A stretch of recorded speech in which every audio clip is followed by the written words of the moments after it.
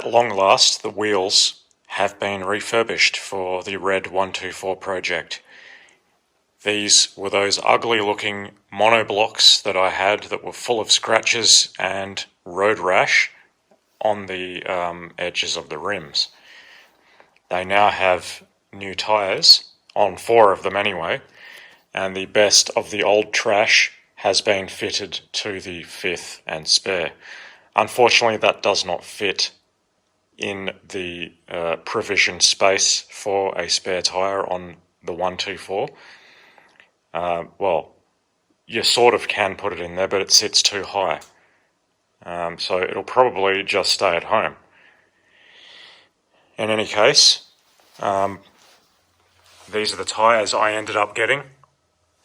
They were the closest match currently in stock for what was originally on those wheels, and they did fit without scrubbing on my Red 124, and that's the main thing. I don't want any rubbing at all. I hate that. They worked fine turning, full lock turning, and driving around, had no contact whatsoever. Mind you, they were completely bald, so now it might be a different story since the tyres actually have tread on them. They're probably about 1 to 2 centimetres greater in diameter now, since they're not completely bald down to the threads. These were only finished today, so I'm not going to go and fit them to the car yet. I actually want to let this paint harden or cure fully before I fit them to the car. I made that mistake on the 15 holes of, no, not 15 holes, the 8 holes on my blue-black car.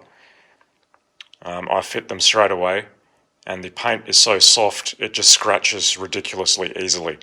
So I'd rather just let them cure for a while, and when I come back from work next year, they will for sure get fitted to the red car, and I'll take it for a test drive. And what the hell, they're probably safer inside the house anyway, they're not going to go missing. And that edge is a CNC finish.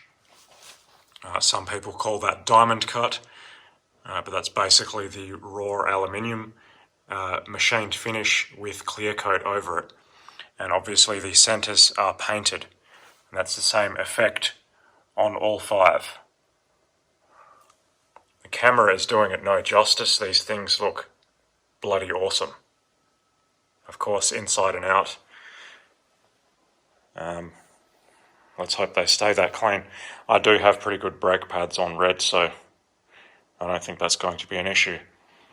I do have some caps that I had in stock. I'm just going to try those and see if they fit. Not necessarily what I want to use. I may, if I like the look. It's the blue wreath version caps, so let's have a look what they look like, if they even fit.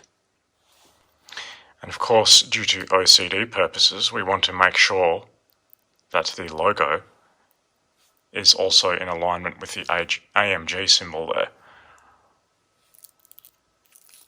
These are genuine MB, they're not China copies. Let's see what they look like. I don't even know that these fit. This is just a guess.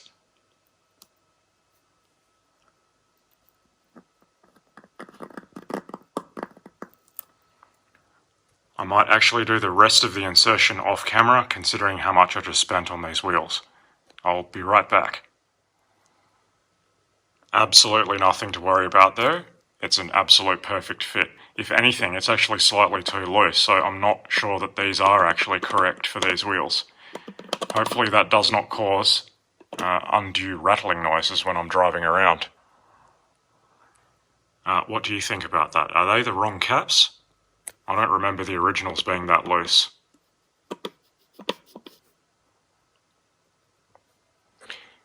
In any case, they look damn good. Well, I think I might be a fan of these wheel caps now. They look damn good. I might have to find way of making them sit more securely inside. I mean, they're not going to fall out, but they're not exactly tight in there.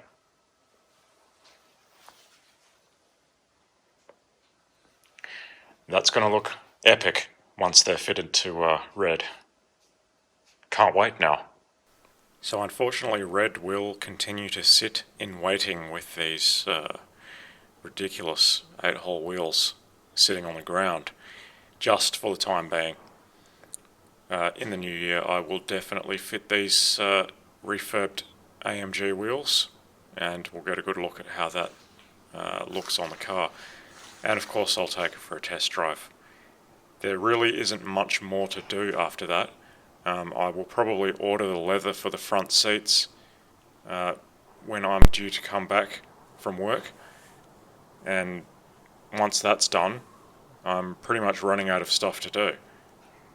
So it's not long now before I can lawfully take this thing for a decent drive. Hopefully not get any stone chips.